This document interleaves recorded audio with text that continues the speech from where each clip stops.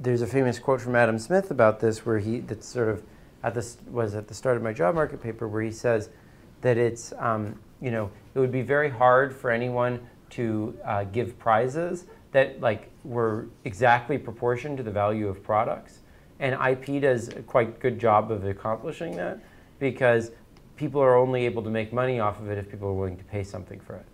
And if the planner can't really figure out which products are valuable and not valuable, having that sort of market signal can be very useful in figuring out which products are. Yeah, Dan. I'm kind of wondering, because I definitely agree that before a product gets developed, it's Yeah. hard to tell. These patents for 20 years. I mean, it's weird to see that there isn't more bio patents, because if you see after 1 year this product, okay, it's hit the market, it's done well, now we can just buy that and eliminate that distortion for the rest of them. Yeah, I think that that's an very interesting issue, and it was a follow-up I was thinking about doing on the paper, but I don't think I'll ever get to it. So if you're interested in working on that, I think it would be a really good topic. One issue, though, is you have to start thinking about what incentives that itself creates, because you might do things during that 1 year that are not representative of what you would have done in the long term, or there might be heterogeneity in terms of innovations, in terms of whether they crest early or whether they crest late, and you might distort that dimension. But yes, I agree. That is going in that direction.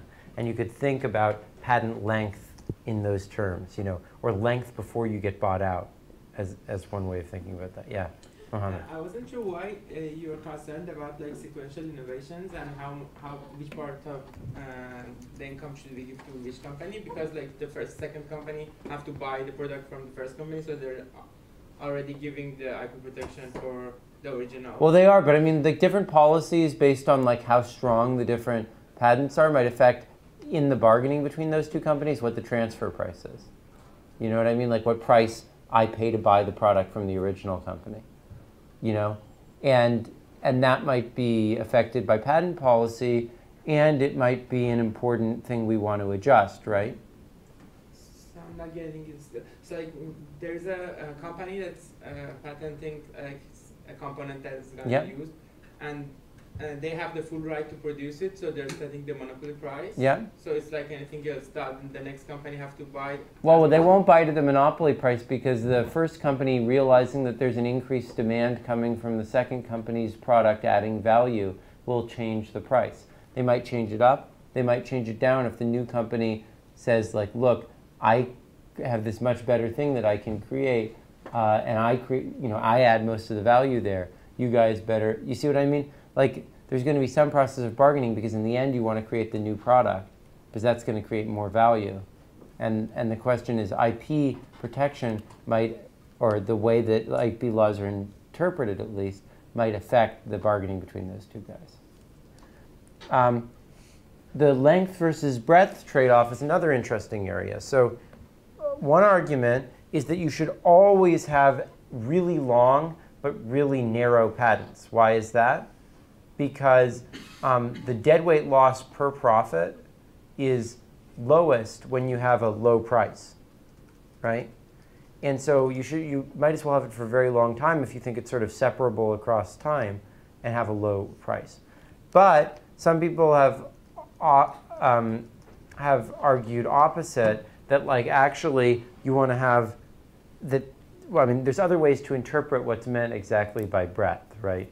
Because you could say that if you have a really shallow patent, then a lot of people are going to enter and imitate you, but just not imitate you too closely.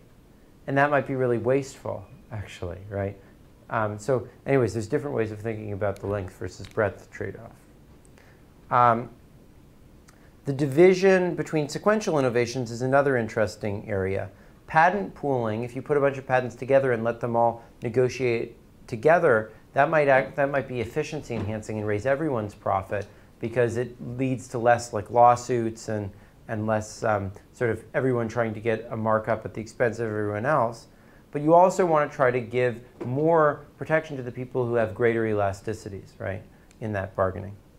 And the criteria issue, we talked about some ways that you might be able to interpret those criteria. Not sure that captures everything. It's an interesting open issue. So there's a lot of interesting open questions related to patent policy. Anyways, I'll let you out early. Thanks.